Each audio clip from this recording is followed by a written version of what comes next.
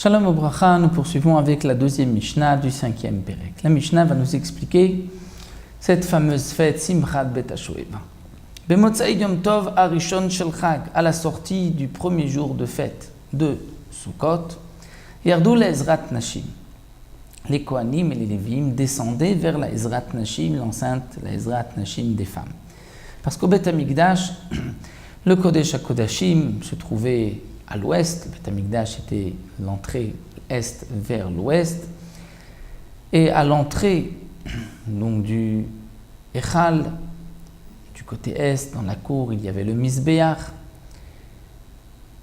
À l'est du Mizbeach, il y avait une Hazara, une enceinte qui était appelée Ezrat Kohanim, des Kohanim, ensuite Ezrat Israël, et on arrivait aux portes Sha'ar Nikanor, les portes de Nikanor. Lorsqu'on descend les 15 marches de Sha'ar Nikanor, on arrive dans la Ezrat Nashim. Donc là, lorsqu'on est dans la Ezrat Israël et qu'on sort vers la Ezrat Nashim, vers donc le côté est. Et là, c'est ce que le Tana de la Mishnah nous dit, Yardou, les Kohanim et les Lévim descendaient de la Ezrat Israël vers la Ezrat Nashim. Umetaknim sham tikkun gadol. Et ils arrangeaient là-bas un tikkun gadol, quelque chose de grand.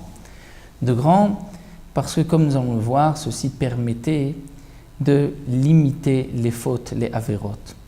Quel était le tikkun gadol? C'est qu'on préparait des balcons tout autour de la Ezrat Nashim, afin que les femmes puissent monter,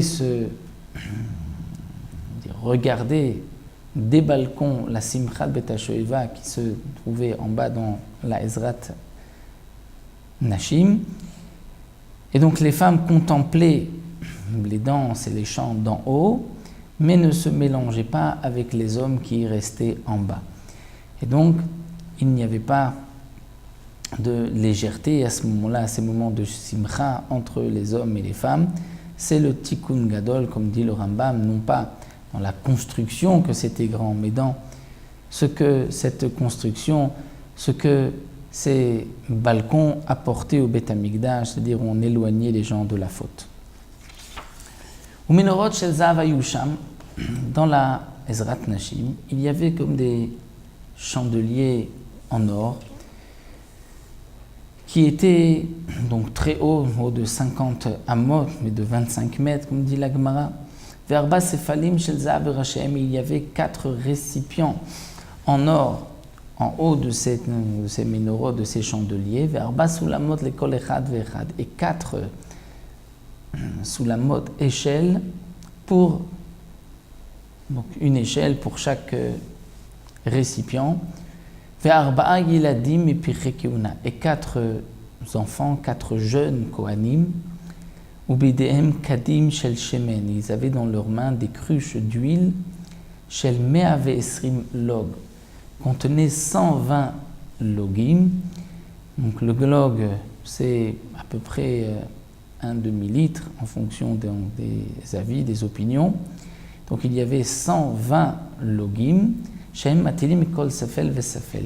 Il versait de l'huile dans chaque récipient afin d'allumer, qu'il y ait beaucoup de lumière dans la Hazara et même dans toute la ville, comme nous le verrons. Donc comme la Gemara nous l'explique, il y a ici 120 logim, mais qui étaient divisés en 4. Donc chaque récipient contenait 30 logim. On arrivait donc au chiffre de 120. Pourquoi mentionner 120? Pourquoi on ne disait pas donc 30 logs pour chaque récipient? Le Tosfot Yom Tov nous rapporte ici que c'était une allusion aux années de Moshe Rabbeinu qui a vécu pendant 120 ans et que la lumière de sa Torah brille sur nous encore jusqu'à aujourd'hui.